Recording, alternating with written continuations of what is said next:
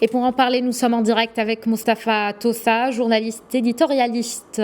Bonsoir Mustapha, bienvenue. Bonsoir. Alors, à J-6 du scrutin en France, Emmanuel Macron et Marine Le Pen, c'est bien le duel annoncé selon les sondages. Quelle lecture en faites-vous d'abord ? Une lecture simple, c'est que Marine Le Pen est en train de profiter de l'effet dédiabolisation. Éric Zemmour a complètement hystérisé le débat, radicalisé le débat, au point que l'icône de l'extrême droite qu'est Marine Le Pen peut apparaître comparativement à lui comme une modérée. Donc elle est en train de cueillir le fruit de cette stratégie-là.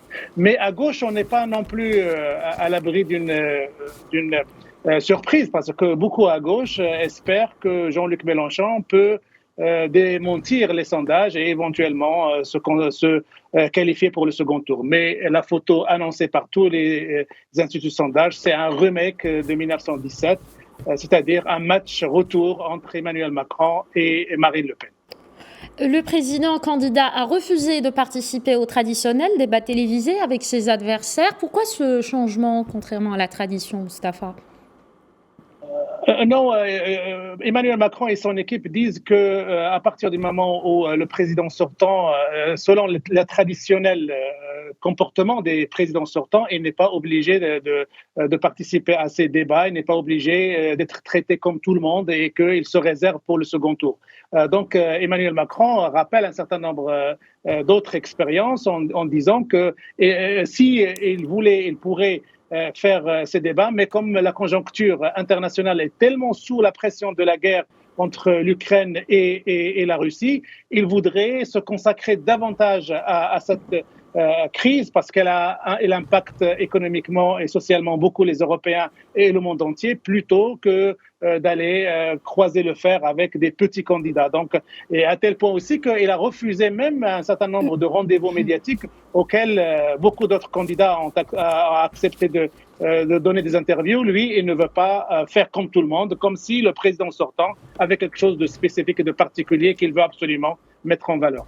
D'accord, pour aller encore plus loin dans l'analyse, comment le contexte international, notamment la guerre en Ukraine que vous venez de citer, pèse-t-elle sur cette campagne électorale en France ? Il faut dire que cette guerre entre l'Ukraine et la Russie a complètement démagnétisé la concurrence d'Emmanuel Macron. Imaginez que les deux icônes de l'extrême droite, que sont Éric Zemmour et Marine Le Pen, ainsi que le chef de la gauche radicale, qui est Jean-Luc Mélenchon, ces trois personnalités éprouvent une admiration, une estime pour le style Vladimir Poutine. Et ils ont eu beaucoup de mal à condamner cette incursion militaire et cette guerre militaire russe contre l'Ukraine, ce qui fait qu'ils ont perdu en termes de crédit par rapport à l'opinion française. Et Emmanuel Macron en a profité pour endosser le costume du chef de guerre régalien, souverain, qui est en train de défendre la paix et la prospérité dans le monde, contrairement à ces clubs de fans de Vladimir Poutine que sont Éric Zemmour et Marine Le Pen et Jean-Luc Mélenchon. Donc, cette guerre-là a complètement discrédité la concurrence par rapport à Emmanuel Macron. D'autant plus que, vu l'impact économique de cette crise, il est apparu comme l'homme qui a la solution, qui a les recettes pour protéger le pouvoir d'achat, contrairement aux mesures un peu fantaisistes que proposent les uns et les autres. Donc, ce qui fait que Emmanuel Macron a complètement bénéficié de cet effet guerre sur sa trajectoire électorale. D'accord. Et l'état de la gauche et de la droite présente aujourd'hui des similitudes au niveau des programmes. Allons-nous assister, à votre avis, Mustapha Tossa, à un remake de 2017 ?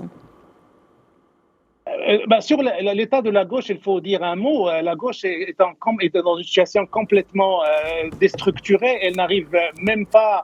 La candidate du Parti socialiste, qui est la maire de Paris, Anne Hidalgo, n'arrive même pas à atteindre 2%. Les autres candidats écologiques, communistes, sont complètement aussi souffrent d'une mauvaise popularité. Et la droite, dans la personne de Valérie Pécresse, elle trouve beaucoup de difficultés à surmonter son dernier meeting, qui a montré ses handicaps et qui a montré ses failles. Donc aujourd'hui, on a Emmanuel Macron, le centriste, qui incarne un petit peu le centriste, face aux extrêmes que sont l'extrême droite incarnée par Éric Zemmour et Marine Le Pen et l'extrême gauche de Jean-Luc Mélenchon. entre les deux, il n'y a pas de gauche ni de droite. Et ça, c'est un grand problème et ça va poser une vraie problématique pour la recomposition de la vie politique française après les législatives. Parfait. Merci beaucoup, Mustapha Tossa. Je rappelle que vous êtes journaliste éditorialiste. Merci d'avoir répondu à nos questions depuis Paris.